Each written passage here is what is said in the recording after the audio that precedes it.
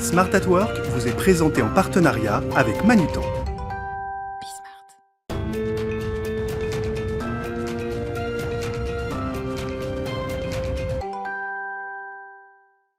Bonjour à tous, bienvenue dans Smart at Work, votre émission mensuelle autour du concept du bien travailler. Alors ce mois-ci, je vous propose de nous intéresser de plus près à l'excellence opérationnelle et à une méthode pour l'atteindre que sont donc les OKR, Objective Key Results en bon français. Alors de quoi s'agit-il exactement? Comment mettre en place cette méthode?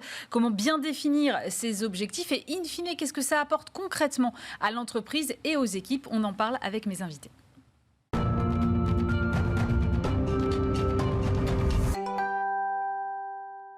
Et pour commencer cette émission, j'accueille sur ce plateau Antoine Dillon. Bonjour. Bonjour Aurélie. Vous êtes Regional VP Europe du Sud chez GTM Hub, qui est un éditeur de ces fameuses solutions OKR. Oui. OKR, donc Objective and Key Results, c'est sans doute quand même assez obscur, d'abord pour nos téléspectateurs, pour moi un peu aussi encore, même si j'ai bossé. Sur quoi repose cette méthode concrètement et en quoi permet-elle, selon vous, d'atteindre l'excellence opérationnelle ? Alors effectivement, OKR, c'est un acronyme qui nous vient des États-Unis et qui veut effectivement dire Objective Key Results. C'est une méthode qui est pas récente. Paradoxalement, les entreprises aujourd'hui y viennent de manière assez massive, mais c'est un concept qui a été créé par une personne qui s'appelle Andy Grove chez Intel, qui était un cadre chez Intel à l'époque, et qui a créé ce pilotage des équipes et des organisations par la fixation d'objectifs clairs. Voilà, donc en fait, OKR est devenu une méthode qui s'est imposée et qui a été démocratisée quelques années plus tard, en 2000, avec Google, qui a introduit en fait cette approche-là de pilotage par les objectifs et qui a porté l'organisation avec les succès qu'on lui connaît aujourd'hui. Donc, ce qu'on peut dire, c'est que, pour le dire autrement, finalement, OKR, c'est un peu le chaînon manquant entre une vision high-level d'une stratégie d'entreprise et cette déclinaison opérationnelle auprès des équipes. Comment moi, en tant que collaborateur dans une équipe X ou Y, je peux m'approprier et je peux être certain que ce que je fais est aligné, il y a une notion d'alignement très forte, aligné avec les objectifs stratégiques de l'entreprise. Donc on cherche en permanence, si vous voulez, à connecter les équipes et les collaborateurs à la vision, à l'étoile du Nord qui est fixée par le top management. Voilà. Et ça passe par des objectifs intermédiaires ? Alors effectivement, le principe, il est très simple à comprendre. L'acronyme, on se fixe des objectifs qui ont pour vocation de porter une ambition, d'être ambitieux, donc pas quantitatif, plutôt qualitatif, et les key results qui sont des points de passage qui vont permettre de mesurer l'accomplissement de l'objectif. Donc, pour le dire de manière pour vulgariser, on pourrait dire que l'objectif, c'est la direction, et les key results, ce sont les points de passage. C'est un peu le Waze, si vous voulez, des organisations. Voilà. Est-ce que, selon vous, cette méthode aide les entreprises à combler un peu ce fossé entre la stratégie et l'exécution ? Alors, complètement. D'ailleurs, si on fait un constat très simple, pour les gens qui ont travaillé dans des organisations, quelle que soit la taille d'ailleurs, mais plus particulièrement pour les grandes organisations, vous avez des plans stratégiques qui sont définis à 3, 4, 5 ans, qui sont souvent communiqués dans des séminaires ou par des supports, par des réunions diverses et variées. Et puis après, derrière, il ne se passe plus rien. Donc, en fait, OKR permet, si vous voulez, avec des rituels et un operating rhythm, comme on dit en anglais, en permanence, très régulièrement, de s'assurer que les équipes sont en ligne avec les objectifs de l'organisation par l'accomplissement de leurs propres objectifs. Donc, on donne, si vous voulez, cette possibilité à n'importe qui dans une organisation. Certains limitent aux chefs d'équipe, d'autres descendent au niveau des collaborateurs, de définir eux-mêmes leurs propres objectifs. Donc, si vous voulez, il y a une dimension aussi philosophique qui est importante, puisque finalement, on va chercher aussi l'engagement des collaborateurs. Et un développeur qui travaille sur des sprints 1, 2, 3, avec OKR, il va pouvoir lever un peu la tête et comprendre comment son travail s'inscrit dans un ensemble qui doit être aligné. Voilà. Ça repose aussi sur ces fameux objectifs clés là dont vous avez parlé. Oui. Si ces résultats clés là, si on les atteint pas, qu'est-ce qui se passe ? Alors ça, c'est une question intéressante parce qu'il faut pas confondre key result et KPI. C'est ça. KPI, c'est ce qui s'est passé, c'est des indicateurs sur lesquels on n'a pas d'action possible, alors qu'un key result, quand il est défini par une équipe ou par un collaborateur, c'est par définition quelque chose sur lequel on a une action possible. Donc on n'est pas du tout sur les mêmes concepts, et c'est très important de comprendre ça. Et d'ailleurs, dans les initiatives OKR, dans toutes les entreprises, le point de passage obligatoire au départ, c'est de faire en sorte que les gens comprennent bien cette approche philosophique, cette dimension en fait très ambitieuse qui n'est pas fondée sur une sanction si on n'atteint pas un objectif, parce que par définition, OKR, on porte une ambition qui est volontairement très très ambitieuse justement. Voilà. Donc ça veut dire que ces points de passage obligatoires, ils peuvent être contournés ou reportés? Alors, non, les points de passage, les key results sont des points de passage qui sont clairs, qui sont précis, qui sont mesurables et qu'on peut vérifier. Si vous fixez un objectif X et qu'un des key results, c'est je dois faire ci, et le résultat, c'est oui ou non, on n'est pas dans la philosophie des key results. On préférait avoir, voilà, on en est là à un instant T. Notre objectif, c'est d'aller là dans une période de temps X ou Y. Justement, on va voir comment on l'applique un peu sur le terrain en compagnie de nos deux autres invités dans un instant.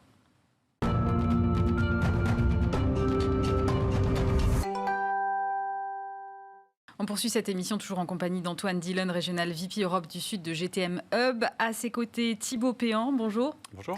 Vous êtes directeur produit de Mr Temp Group, agence d'intérim digital. Vous-même, vous avez embarqué vos 800 collaborateurs et collaboratrices dans cette fameuse méthode OKR. On va voir comment. Et puis Antoine Compin, bonjour. Bonjour Aurélie. Directeur général de Manutan France et partenaire de cette émission. Antoine, j'ai commencé par parler d'excellence opérationnelle. Comment vous voyez-vous cette excellence opérationnelle chez Manutan et comment vous faites le lien avec cette fameuse méthode OKR?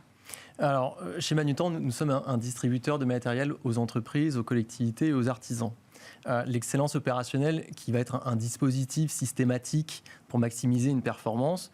Alors, en fait, pour atteindre, bien sûr, la performance client, tenir nos engagements, tenir notre promesse auprès des clients.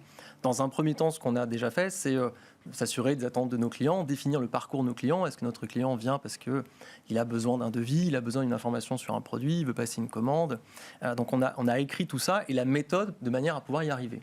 Dans un deuxième temps, on s'est attelé à améliorer systématiquement cette méthode sur chaque aspect du process pour dire je vais essayer de faire encore mieux que ce que je faisais auparavant. Puis dans un troisième temps, on est effectivement parti sur une méthode, donc les OKR, dont vous avez parlé, qui va être un moyen d'aligner tout le monde sur un objectif commun et que chacun comprenne le rôle de la méthode et du process dans le métier pour contribuer à un objectif commun. Thibaut, qu'est-ce qui vous a poussé, vous, chez Mr Temp, à vous emparer de cette méthode? Alors nous, en fait, on est un groupe de recrutement d'intérim. On est le seul groupe de recrutement à avoir allié le digital et l'intérim local, dans le sens où on a 170 agences implantées localement au territoire. Et puis, on a aussi développé toute une offre qui permet de digitaliser ce métier qui est vieux comme le monde. Là-dessus, derrière, on avait un enjeu parce qu'on est en très forte croissance. Le groupe existe depuis 2009, il a toujours été rentable. On fait aujourd'hui 300 millions d'euros de volume d'affaires et on fait encore 30% de croissance chaque année. Donc, on doit intégrer près de 150 personnes cette année. Et on avait un enjeu de communiquer notre ambition qui est d'aller toujours plus haut et de pouvoir l'intégrer et la diffuser dans les équipes. Et ça, la méthode OKR qui permet d'avoir à la fois ambition, transparence sur les enjeux et les objectifs qu'on se fixe pour l'ensemble des équipes et aussi une cohérence et un alignement de l'ensemble des équipes pour aller tous dans la même direction. Et ce qui nous semblait vraiment important dans le sens où on a une mission qui est de donner un job aux gens, à un maximum de personnes, de servir nos clients du mieux possible. Et on veut que ça se diffuse du plus haut niveau jusqu'au plus bas. Et la méthode OKR est vraiment efficace là-dedans. Antoine Dillon, par quoi on commence quand on veut mettre en place cette méthode dans une entreprise? Alors, c'est évidemment une très bonne question. Il faut, déjà, ce que je voudrais dire en introduction, c'est qu'il faut se lancer. Il faut se lancer.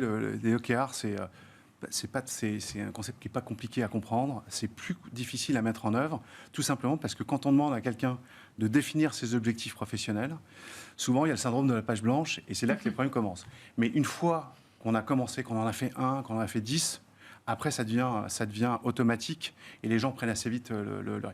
Je dirais qu'il faut commencer par convaincre le top management de l'organisation, quelle que soit sa taille d'ailleurs, parce que OKR, c'est cross-industrie, c'est toutes les industries et toutes les tailles d'entreprise qui peuvent en bénéficier. Voilà, je dirais que c'est la première étape, c'est vraiment d'avoir une conviction profonde au niveau du comité de direction ou du board avant de lancer une initiative comme ça. Antoine Compin, comment vous avez procédé chez Manutan ? Alors, je rejoins complètement ce que disait Antoine. Ce qui nous semble être important, c'est de réécrire, de repenser, si ça n'était pas déjà fait, la mission de l'entreprise. On s'est rendu compte que quand on a commencé à défricher les objectifs de certaines équipes, les projets, les actions, en fait, qu'il était important déjà de repartir d'une vision beaucoup plus macro de quelle était la mission de l'entreprise. Donc, Manutan avait déjà défini sa mission comme étant entreprendre pour un monde meilleur. On s'est appuyé sur les 3 mots. Entreprendre, c'est le goût de l'entrepreneuriat, c'est faire agir. Le monde, c'est l'ensemble de notre écosystème, nos clients, nos fournisseurs, nos collaborateurs, la planète. Et puis, dans la notion de meilleur, il y a cette notion d'amélioration continue. On a bien redéfini, reparti de notre mission pour ensuite se dire, compte tenu de notre mission, quelle va être notre ambition ? Et c'est là qu'on a défini 5 objectifs, qui sont donc des ambitions qualitatives. Et ensuite de ça, et je pense qu'on va le voir au fur et à mesure, on a travaillé les résultats clés permettant d'atteindre cette ambition. Alors allons-y, c'est comment on les décline après ces résultats clés ? Alors, une fois qu'on a défini 5 ambitions, je vais vous donner un exemple. Nous, on a dit que dans une de nos 5 ambitions, un de nos 5 objectifs, c'est faire de Manutan une entreprise encore plus responsable. Vous voyez que ce n'est pas mesurable dans le soi, mais ce n'est pas l'objectif. Le key result, le résultat clé ou les résultats clés qui vont être dans cette ambition-là vont être par exemple d'obtenir une part de chiffre d'affaires de nos produits qui sont des produits éco-responsables. Donc on a fixé un pourcentage, je ne dirais pas lequel, mais on a fixé un pourcentage ambitieux qui est donc un résultat clé en se disant si nous y parvenons, nous contribuerons à l'objectif qui est de faire de Manutan une entreprise plus responsable. Et ensuite, chaque équipe s'est emparée de ce résultat clé. Par exemple, l'équipe du marketing de l'offre produit va dire pour pouvoir faire en sorte d'avoir autant de chiffre d'affaires par ces produits-là, il faut que j'arrive à trouver X fournisseurs qui vont me permettre d'alimenter mon catalogue produit. Et puis l'équipe marketing produit va dire pour arriver à ces résultats clés, il faut que X% de mes opérations marketing client contiennent au moins tant de produits éco-responsables. Et vous voyez bien que ces 2 équipes différentes dont les missions à la base ne sont pas les mêmes, elles vont contribuer chacune à l'obtention d'un résultat clé différent, mais qui va contribuer au même. Antoine Dillon, pour compléter ce que vient de dire Antoine, comment ça se passe concrètement ? C'est-à-dire que ces résultats clés-là, ils ont un horizon de temps ou au final, c'est quelque chose vers lequel on doit tendre, mais bon, l'horizon de temps peut être flottant. Ah non, clairement, il y a une échelle de temps, il faut que ce soit séquencé dans le temps, il y a les temps stratégiques, il y a les temps tactiques, qui sont souvent le découpage d'un temps plus long. Et donc les objectifs, ils doivent être reliés à une séquence de temps. Ça, c'est effectivement très très important. Ça fait partie des best practices qu'il faut absolument respecter. Ouais. Thibaut, comment vous avez déployé ça et comment vous l'avez fait comprendre cette méthode à vos équipes ? Alors nous, effectivement, comme vous le décriviez, on est parti du plus haut, au niveau du comité exécutif. On a convaincu chacun des patrons, pour qui ce n'était pas forcément intuitif, mais qui ont embrassé cette méthode. Et puis après, on l'a déployée dans les équipes. Et donc, chacun des patrons était responsable du déploiement. Et on a fait travailler les équipes autour d'ateliers aussi pour déployer cette méthode OKR. Et aujourd'hui, nous, ce qu'on constate, c'est que cette méthode a permis d'engager les équipes, de les responsabiliser et surtout de faire le lien sur le sens, pourquoi ils travaillent aujourd'hui. Nous, on avait un objectif qui était d'avoir 12 000 intérimaires en poste à la fin de l'année. C'était hyper ambitieux par rapport à l'année 2021. Et chacun, derrière, voit que son action qu'il est en train de faire va se rattacher à cet objectif global qui donne énormément de sens, qui est « OK, je travaille sur cette tâche-là. Si je n'avais pas eu cette méthodologie-là, je n'aurais pas su que ça servait à ça, quelque part, et donner du sens dans le travail quotidien à l'ensemble des équipes. C'est très intéressant cette question du sens, parce qu'on sait qu'aujourd'hui, c'est ce que veulent, en tout cas ce que semble vouloir beaucoup la jeune génération. Ça veut dire que plus tard, ça peut être un argument pour vous en termes de recrutement, en termes de marque employeur ? Je pense que oui, puisqu'on voit aujourd'hui qu'il y a la quête de sens dont on parle beaucoup dans nos recrutements. Là, cette méthode-là permet d'avoir une vision stratégique déjà écrite, partagée, communiquée et donc claire. Et l'appropriation, je rejoins Thibaut, l'appropriation de chacun sur le sens de sa mission à la contribution de la stratégie de l'entreprise. Donc en termes de sens que l'on donne au travail de chacun, c'est important. Et puis ce qui est important aussi, c'est ce que chacun va pouvoir apporter, chaque équipe va pouvoir apporter en termes de contribution dans le plan d'action. Parce qu'une fois qu'on a défini des résultats clés à atteindre et des ambitions qui sont au-dessus, on laisse l'autonomie et la possibilité quand même aux équipes de dire il faut qu'on trouve ensemble les moyens d'avoir des actions qui vont permettre d'atteindre ce résultat clé. Donc on laisse à la fois cette autonomie et cette capacité de prendre les rênes, j'ai envie de dire, pour que chacun ait le sentiment de contribuer avec réflexion, partage, collectif. L'autonomie, c'est un facteur clé, Thibaut ? Très important, ouais. Effectivement, c'est donner la direction, comme on disait, le GPS. Mais après, le chemin pour y arriver, c'est les équipes qui vont le décider. C'est-à-dire qu'il y a 5 projets qui peuvent contribuer de la même manière à un objectif. Et l'équipe va juger ou analyser celle qui aura le plus d'impact ou qu'elle est le plus à même de réaliser dans le temps imparti pour réaliser cet objectif. Antoine, il faut des outils. Une fois qu'on a... Parce que là, on a une méthode, ok, mais après, finalement, de façon opérationnelle, il faut des outils pour la déployer. Alors, je ne vais pas vous dire le contraire.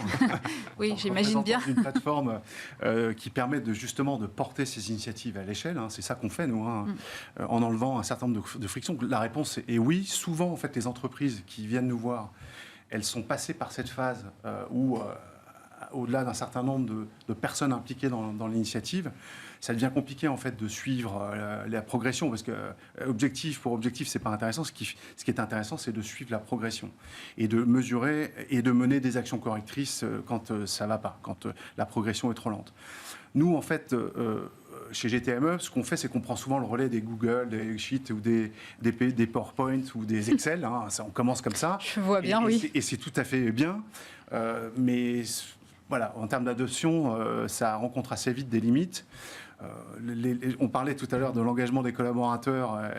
Et voilà, l'adoption, c'est vraiment un sujet qui est critique dans toutes les organisations. Et donc, si on arrive à enlever cette friction de mise à jour par les collaborateurs et que tout ça c'est fait automatiquement, ça c'est le premier point. La première friction importante, c'est que le système va mettre à jour automatiquement les objectifs, la progression des objectifs. Et puis le deuxième élément important, c'est qu'avec une plateforme qui est taillée pour ça, vous pouvez visualiser les alignements. Dans Google, dans un Excel, on ne peut pas visualiser les alignements et les interdépendances. On ne peut pas voir qu'une équipe, pour pouvoir atteindre son objectif, elle est dépendante d'une autre équipe qui a une mission qui vient en amont. Voilà. Mais c'est adaptable à tous les métiers ou pas ? Je vous le dis, oui, à tous les métiers. Alors, ce qui est intéressant dans le fait d'avoir Thibaut avec nous aujourd'hui, c'est que souvent, dans les sociétés qui ont une orientation technologique assez forte, ces besoins d'alignement, de focus, ils sont émis par les Chief Product Officers, parce que voilà, il y a des équipes de développement qui ne travaillent pas au même rythme et qui pourtant ont les mêmes objectifs. Ça peut être de délivrer un nouvel espace client, par exemple, et qui se partagent même parfois des ressources sans savoir. Donc, il y a cette notion d'alignement qui est très importante dans ces équipes-là. Voilà, les projets souvent viennent de là. Et puis après, je vous dis, c'est dans le reste de l'industrie, c'est des impulsions qui viennent de la direction générale souvent. Antoine, vous avez dû former vos équipes à cette méthode ou finalement les outils se suffisent à eux-mêmes ? Non, une formation est nécessaire. Il y a un esprit au travers des OKR. Chacun va devoir s'emparer de la méthode déjà parce qu'on a des termes comme objectif, résultats clés, plan d'action et toutes les définitions avaient besoin d'être assez alignées déjà pour qu'on parle le même langage. Ensuite, on va avoir des objectifs et des résultats clés à différents niveaux de l'entreprise. Ce qui était important d'expliquer à tout le monde, c'est que la mission qui est celle de l'équipe dans laquelle je suis n'est pas uniquement la mienne, mais je vais devoir potentiellement m'appuyer. Je pense que dans toutes les organisations, on est tous interdépendants. Je vais devoir m'appuyer et partager et contribuer, déjà partager mes résultats, mes avancées, mais me rendre bien compte que mes priorités sont les mêmes que celles de mes voisins qui sont à côté. Et ça, c'est quelque chose qui était assez nouveau parce qu'on avait tendance parfois à travailler avec beaucoup de priorités différentes en se disant « ça n'est pas ma priorité, je l'écarte, moi je suis concentré ici ». En fait, à partir du moment où on a tous la contribution vers le même objectif, les priorités découlent toutes seules. Ça nécessite néanmoins une formation, un accompagnement. On est à la saison 2 chez Manutan, donc ça fait un peu plus de 2 ans maintenant qu'on a mis en place cette méthodologie-là. On apprend tous les jours et on améliore tous les jours la façon dont on définit et nos résultats clés et la mesure. Ce qui est important ici, c'est la mesure. Ça veut dire que quelque part, ça instaure quand même une culture du résultat, Thibaut ? Oui, parce qu'effectivement, il y a cette transparence où toutes les équipes voient où en sont les autres équipes par rapport à l'objectif qu'on s'est fixé. Alors nous, on n'a pas encore d'outils. On est encore au Google Sheet. C'est la deuxième année aussi qu'on va intégrer. Mais la conviction qu'on a, c'est que par le fait qu'on en a parlé régulièrement à des meetings avec l'ensemble des employés derrière pour faire le suivi derrière et que chaque équipe sache où en sont les autres donc ça crée une puissance positive pour l'ensemble de l'entreprise. Et surtout, tout le monde va dans le même sens. Que là où je rejoins aussi, c'est sur toutes les priorités qu'on peut avoir. Toutes les équipes ont leurs priorités. Le fait d'avoir aligné au niveau central et de relier ça à la vision et à la mission qui est pour nous de donner un job à un maximum de gens. Et comment on le fait, on a décidé qu'il fallait le faire. Enfin, que cette priorité-là était plus importante que telle autre. Est clé. Parce que derrière, tout le monde a un fil rouge qui nous permet d'être performants et d'avoir cette croissance permanente. Antoine, je vais me faire un peu l'avocat du diable, mais est-ce que ça ne met pas trop de pression sur les équipes ? Parce que moi, je me mets à la place d'une équipe A de chez Thibaut, par exemple, qui voit que l'équipe B est vraiment en avance et que moi, par contre, je suis un peu en retard. Je me dis, oh là là là là, je ne vais jamais tenir mes fameux résultats clés, je ne vais pas y arriver et ça me paralyse. Alors, paralysé, peut-être que le mot est un peu fort, mais oui, il y a forcément, à un moment donné, ça c'est ce qu'on appelle effectivement le change, c'est la deuxième brique, convaincre la direction générale qu'il faut aller vers ce type de framework, comme on dit en anglais, c'est une première chose. Ensuite, accompagner, faire du change, c'est-à-dire expliquer exactement ça aux gens, de dire que ce n'est pas un outil qui sert à sanctionner les gens, c'est juste un cadre pour gérer les opérations. Voilà, vous savez, la nature humaine, et je vais répondre à la question, mais la nature humaine, un des bénéfices, c'est le focus. On a parlé d'alignement beaucoup, on a parlé de transparence, tout le monde voit les objectifs de tout le monde. Un autre objectif important, bénéfice important, c'est le focus, le fait justement de contrer un peu la nature humaine qui veut que les gens, ils ont souvent tendance à partir sur des sujets qui les intéressent peut-être un peu plus d'un point de vue personnel, mais qui ne servent pas la mission. Donc quand on explique bien tout ça, et encore une fois, je reviens sur le côté...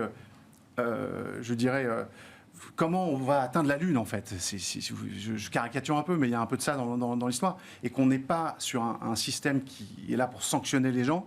D'ailleurs, on a tendance à dire dans l'univers des OKR qu'un objectif qui est atteint à 60 ou 70%, c'est un très bon résultat. Parce que justement, on sait que dedans, l'objectif, il est porteur d'ambition. Donc c'est là où je reviens sur le sujet de tout à l'heure, des KPI qui mesurent de manière très millimétrée des choses. On n'est pas dans cette logique-là. Quand on explique bien ça aux collaborateurs, normalement, ça passe bien.